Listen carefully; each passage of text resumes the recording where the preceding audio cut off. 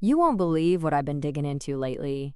It's this whole Sean Diddy Combs trial, and let me tell you, it's wilder than anything I've ever heard. I mean, we all knew Diddy was a big deal in hip-hop, but this is next level dark. It's like something out of a movie, but it's real, and it's messed up. I've been following every detail, and I just have to spill it all to you. Trust me, you'll be hooked. So picture this. Sean Combs, Diddy, Puff Daddy, whatever you want to call him, the guy who built Bad Boy Records into a legend, is now sitting in a courtroom, facing charges that could put him away for life. And it's not just some slap on the wrist stuff. We're talking sex trafficking, racketeering, the works. Prosecutors say he was running a whole criminal empire, using his businesses to trap women in this nightmare of abuse and control. It's like he was living two lives, one where he's this glamorous music mogul, and another where he's this monster. The indictment reads like a horror story. They're talking about these things called freak-offs, drug-fueled sex parties, where women were forced to perform for him and his crew. And it wasn't just once or twice. It was a pattern, a system. He'd allegedly lure them in with promises of fame or money, then trap them with threats, violence, even guns. One woman said he choked her until she blacked out. Another testified he threw her against a wall and smashed a chair over her back when she tried to leave. And Cassie Ventura, his ex-girl, her story broke my heart. She said he beat her for years, dragged her, stomped on her, made her sleep with male escorts while he watched. She called it disgusting, like she wasn't even human to him. Can you imagine feeling like a puppet in your own life? From where I'm standing, this isn't just about crime. It's about betrayal. We're told to chase our dreams, to trust the people who say they'll help us make it. But what happens when that trust is a trap? When the man who promises to lift you up is the same one locking the door behind you? It makes my skin crawl. And the evidence? Oh, it's brutal. There's this video from 2016, security footage from a hotel hallway in LA. It shows Diddy chasing Cassie, barefoot, in just a towel. He grabs her, slams her to the ground, kicks her twice, then drags her back to the room by her hoodie. I swear, when they played that tape in court, you could hear a pin drop. His lawyers tried to say it was out of context, but come on, what context makes that okay? It's the kind of thing that sticks with you, you know? Like, how many times did that happen when no one was watching?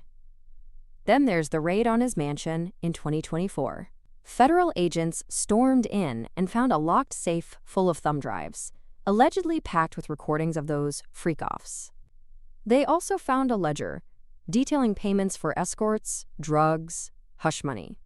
And get this, a hidden room with mirrors on every wall, a bed draped in black silk, and hundreds of bottles of baby oil. Why baby oil? The prosecution says it was a staple for those parties, to keep things going. It's so gross, but it's the mundanity of it that makes it real, you know? Like, this wasn't some abstract crime. It was planned, stalked, routine. But what really gets me are the women, the victims. In the court filings, they're called Jane Rose, but they're us. One was a dancer, just 19, who thought she was getting a gig with Bad Boy. Instead, she says Diddy spiked her drink, and she woke up naked in a strange bed with a gun on the nightstand. Another was a stylist, lured to a business meeting that ended with her locked in a bathroom, begging to leave while he pounded on the door. Their stories are like echoes of each other. Manipulation dressed up as opportunity, power that crushes you instead of lifting you up. And the threats? One woman said he told her, "You'll disappear and no one will care." That's the part that chills me to the bone. Not just the violence, but the erasure. Like, as women, we're already told to be seen and not heard. But this is being seen and still made to feel like you don't exist. Now, here's the thing. Diddy didn't do this alone. Prosecutors say he had a whole crew, bodyguards, assistants, even people from his clothing line, who made it happen. They booked the hotels, shuttled the women, cleaned up the mess. One ex-employee testified she was told to make it happen when Diddy wanted a woman brought to him. She quit after seeing a girl, barely 20, stumble out of his room with blood on her shirt. So who else knew? His inner circle, Jay-Z, Usher, Justin Bieber, they partied with him for years. Did they see the cracks? There's this old interview with Bieber from 2019 where he says, "Don't go to those parties, man, they'll change you." Was he warning us? And the industry execs? The promoters? Did they just look the other way? The internet's been buzzing with rumors, and honestly, some of it's wild. On X, people are saying Diddy was more than a predator. He was a puppet master with dirt on everyone. One post claims he's got tapes of A-listers at his parties, even politicians, locked away as insurance. Another swears he's tied to Jeffrey Epstein, that those freak-offs were a honeypot for the elite. Is there proof? Not really, but the parallels are eerie. Private planes, secret rooms, a trail of silenced women. Then there's this theory about his Ciroc vodka empire, that he used it to launder trafficking money. Every bottle sold funded his crimes, they say. And his Sean John clothing line? Someone on X said the designs had coded messages, signals to his network. It's far-fetched, but when you're dealing with a guy like this, nothing feels impossible. Let's play detective for a second. Why now? Diddy's been untouchable for decades. Lawsuits settled, whispers ignored. Why'd the feds finally move? Some folks think it's a distraction, something to keep us from bigger scandals. Others say he crossed someone, spilled a secret, refused a payoff, and this is payback. One ex-user asked, who's really on trial here? Diddy, or the system that let him run wild? And those tapes, what's on them? Imagine if there's a senator's voice or a CEO's face caught in the act. Could that explain why some files are sealed, why the leaks are so slow? What if Diddy isn't the endgame, but the key to something bigger? Maybe he flips, names names, and the whole thing comes crashing down. Or maybe he's already lost. Just a fall guy for a machine that's still running. Now let's talk about hip-hop, because Diddy didn't just build a career, he built a culture. He gave us Biggie, Mary J., the shiny suits, the whole golden era. But this trial, it's like pulling back the curtain on a world we thought we knew. Hip-hop's always had a woman problem, misogyny in the lyrics, bodies in the videos. Did that culture give Diddy a playbook? Normalize the excess, the entitlement? I can't stop thinking about the women in his orbit. Groupies, dancers, artists. Were they all prey? Or just the unlucky ones? And what about the young artists he mentored, like Machine Gun Kelly or French Montana? Did he groom them too, not just for fame, but for silence? There's this blurry photo from 2010 floating around X. Diddy at a party, MGK in the corner, a girl between them looking dazed. The caption? What did they learn from him? It's a thread no one's pulling, but it's there. Dangling. ... Here's a crazy angle, the psychology of it all. Diddy wasn't just rich. He was a god in his world.